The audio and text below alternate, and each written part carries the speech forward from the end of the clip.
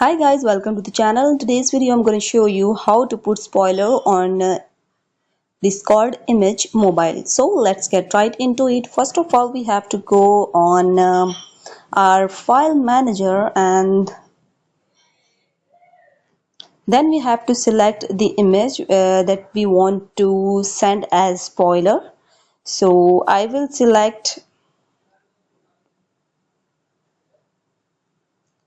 this one. So when you are renaming this image name, you have to write spoiler underscore before the image name, and then you have to hit on done. And now you have to select this once again, and this time you have to hit on share, and here you have to select Discord,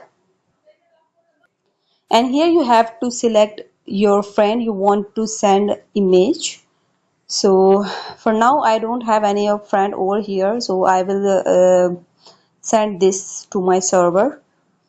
And once you've selected any of person or group, so after that you have to hit on share.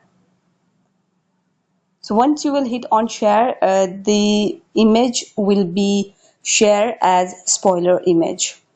So that's it guys, how to put spoiler on Discord image mobile. If this video helped you out, give it a like and subscribe. See you guys in the next one.